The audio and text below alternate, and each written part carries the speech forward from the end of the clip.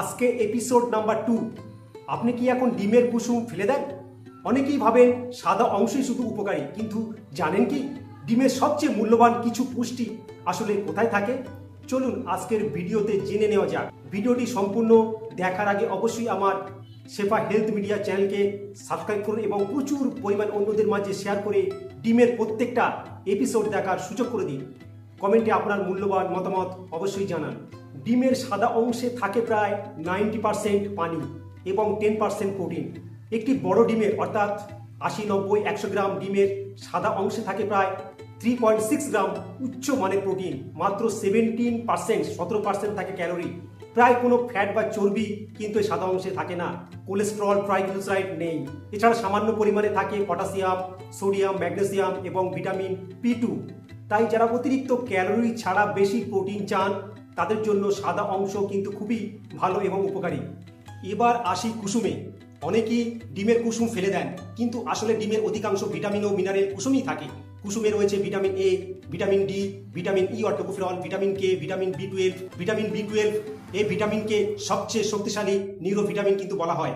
তার সঙ্গে আয়রন আছে, জিঙ্ক আছে, সেলেনিয়াম আছে, আয়োডিন আছে, কোলিন আছে, লুটেইন আছে, জিজান্থিন বলে একটি নিউট্রিয়েন্ট আছে। এছাড়া কুসুমে থাকে প্রায় 2.7 গ্রাম প্রোটিন, প্রায় 55% ক্যালোরি, স্বাস্থ্যকর ফ্যাট বা চর্বি এবং প্রাকৃতিক কোলেস্টেরল। তাহলে কোনটি ভালো?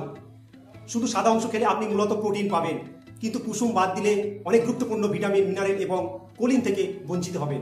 তাই বেশিরভাগ সুস্থ মানুষের জন্য পুরো ডিম খাওয়াই সব থেকে উপকারী। তাহলে এখন প্রশ্ন হলো, হাঁসের ডিম, দেশি মুরগির ডিম এবং পোলট্রির ডিমের মধ্যে কোনটি সবচেয়ে পুষ্টিকর, নিউট্রিশাস?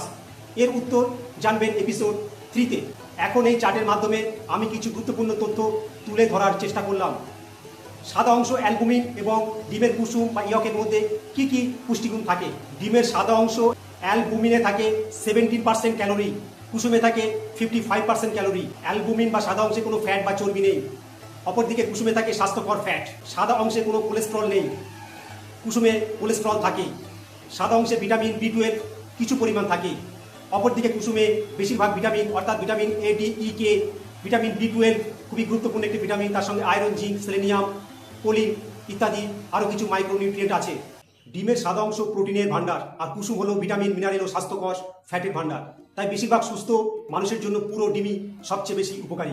সবশেষে বলবো, বেশিরভাগ সুস্থ মানুষের ক্ষেত্রে প্রতিদিন একটা ডিম খাওয়া সম্পূর্ণ নিরাপদ। তবে যাদের পারিবারিকভাবে খুব বেশি কোলেস্টেরল, হৃদরোগ বা বিশেষ কিছু রোগ রয়েছে তাদের ক্ষেত্রে চিকিৎসকের বা আমাদের পরামর্শ অনুযায়ী ডিম খাওয়ার পরিমাণ নির্ধারণ করা উচিত। দেখা হচ্ছে নেক্সট এপিসোডে। ধন্যবাদ।